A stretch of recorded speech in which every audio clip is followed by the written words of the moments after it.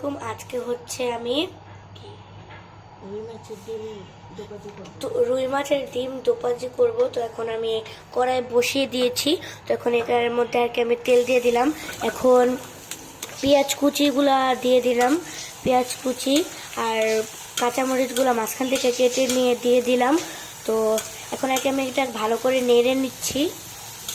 তো আমরা আর কি ডিমগুলাকে সিদ্ধ করে নিয়েছি, দেখতে পাচ্ছেন।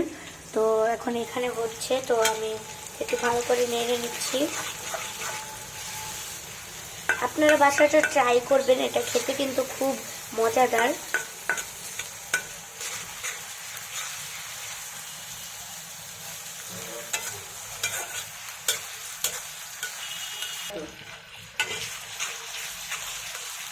তো এখন আমি আবার নেড়ে নিচ্ছি।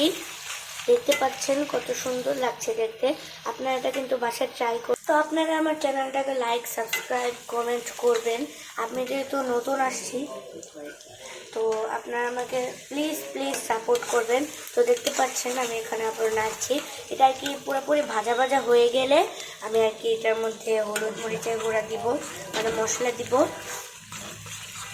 তো আপনারা আমাকে অনেক অনেক সাপোর্ট করবেন। আপনারা আমাকে যা সাপোর্ট করছেন এটার জন্য অনেক বেশি আপনাদের ধন্যবাদ। আপনাদের জন্য আমি এত দূর আগাতে পারছি।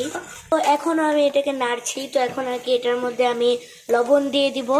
তো লবণ আমি দিয়ে দিলাম সামান্য। এখন আর কি আমি মশলাগুলো আর কি দিয়ে দেবো এটার মধ্যে। তো এখন আর কি আমি হলুদের গুঁড়া দিব। এখন আমাকে ভালো করে নেড়ে নিচ্ছি।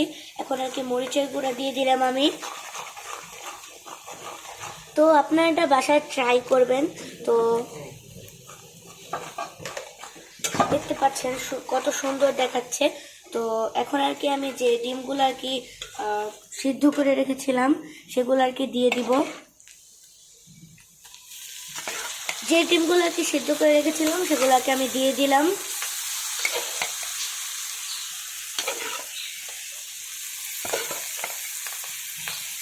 এই ডিমগুলো কিন্তু আপনি রান্না করার আগে সিদ্ধ করে নেবেন। তো এখন আর কি আমি এটা ভালো করে নেড়ে নিচ্ছি। তো আমি অনেক সময় নিয়ে আর কি নাড়ছিলাম। তো এখন আর কি দেখতে পাচ্ছেন কত সুন্দর কালারটা আসছে। আপনারা এটা যদি গরম ভাত দিয়ে খান অনেক মানে এত মজা লাগবে, আপনাদের বারবার খেতে মন চাইবে। আপনারা এটা বাসায় নিশ্চয়ই ট্রাই করবেন।